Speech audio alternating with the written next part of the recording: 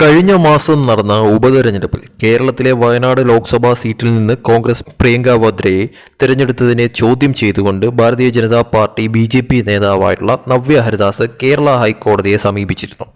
2024 ലോക്സഭാ തെരഞ്ഞെടുപ്പിൽ ഉത്തർപ്രദേശിലെ കുടുംബ കോട്ടയായ റായ്ബറേലി നിലനിർത്താൻ തെരഞ്ഞെടുത്ത് തന്റെ സഹോദരനും മുതിർന്ന കോൺഗ്രസ് നേതാവുമായ രാഹുൽ ഗാന്ധി ആ സീറ്റ് ഒഴിഞ്ഞതിന് ശേഷം വയനാട് സീറ്റിൽ നിന്ന് ഈ പറയുന്ന തരത്തിൽ പ്രിയങ്ക തന്റെ വിജയകരമായ ആദ്യ തെരഞ്ഞെടുപ്പ് വിജയം നേടുകയായിരുന്നു. പക്ഷേ നാമനിർദ്ദേശ പത്രികയിൽ കോൺഗ്രസ് MP തന്റെയും കുടുംബത്തിന്റെയും സ്വത്തുക്കൾ കൃത്യമായി വെളിപ്പെടുത്തിയിട്ടില്ലെന്നും തെറ്റായ വിവരങ്ങൾ നൽകിയെന്നും പറഞ്ഞ് നവ്യ ഹരിദാസ് കോടതിയിലെത്തിയിരുന്നു.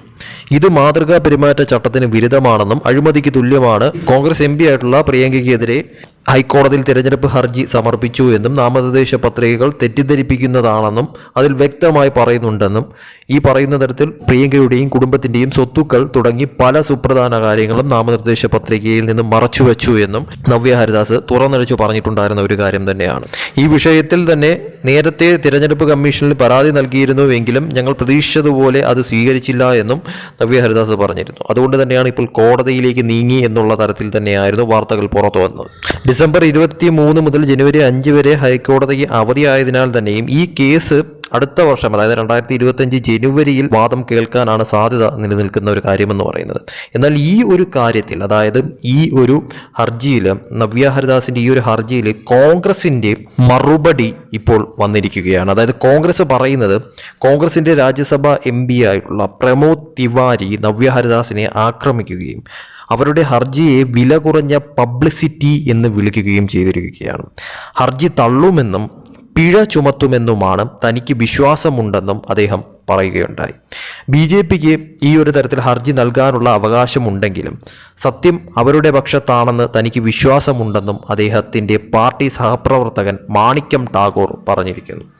ഇതെല്ലാം ചെയ്യാൻ BJPക്കാർക്ക് അവകാശമുണ്ട് എന്നും രാഹുൽ ഗാന്ധിക്കെതിരെ ഡൽഹിയിലും പ്രിയങ്ക ഗാന്ധിക്കെതിരെ വയനാട്ടിലും പരാതി പറയും, സത്യം പക്ഷേ ഞങ്ങളുടെ പക്ഷത്താണ് എന്നുമാണ് അദ്ദേഹം പറയുന്നത്. എന്തായാലും ഈ ഒരു വിഷയത്തിൽ ശരിക്കും പറഞ്ഞാൽ നവ്യ ഹരിദാസിന്റെ ഈ ഒരു നീക്കം കോൺഗ്രസിനുള്ളിൽ വലിയ തോതിലുള്ള ഒരു ചർച്ചയ്ക്ക് ഇടയാക്കിയിട്ടുണ്ട് എന്ന കാര്യത്തിൽ സംശയമില്ല. കേസ് കോടതി ഏതു തരത്തിൽ എടുക്കുമെന്നുള്ളത് തന്നെയാണ് നിലവിലത്തെ ഏറ്റവും വലിയൊരു ചോദ്യമെന്ന് പറയുന്നത്. കേസ് തള്ളുകയാണെങ്കിൽ ഈ പറഞ്ഞ തരത്തിൽ അത് നവ്യ ഹരിദാസിന് ഒരു തിരിച്ചടിയായിട്ട് മാറുമെന്ന കാര്യത്തിൽ സംശയമില്ല. പക്ഷേ ഈ കേസ് തള്ളാതെ അത് മുന്നോട്ട് കൊണ്ടുപോവുകയും വാദം കേൾക്കുകയും ചെയ്യുന്ന തരത്തിലോട്ട് കാര്യങ്ങൾ മാറിയാൽ അത് പ്രിയങ്ക ഗാന്ധിക്ക് തിരിച്ചടിയാവുന്ന തരത്തിലോട്ട് കാര്യങ്ങൾ മാറുമെന്ന കാര്യം ഉറപ്പാണ്. കാരണം എന്തെങ്കിലും തരത്തിലുള്ള പൊരുത്തക്കേടുകൾ കോടതിക്ക് ഈ നവ്യ ഹരിദാസിന്റെ ഹർജിയിൽ പ്രിയങ്കയ്ക്കെതിരെ ഉന്നയിക്കുന്ന ആരോപണത്തിൽ എന്തെങ്കിലും തരത്തിലുള്ള സത്യങ്ങൾ ഉണ്ട് എന്ന് തെളിയിക്കുന്ന തരത്തിലോട്ട് കാര്യങ്ങൾ മാറിയാൽ കേസുമായി മുന്നോട്ട് പോകാനായിട്ട് നവ്യ ഹരിദാസിന് ഉറപ്പായും സാധിക്കും.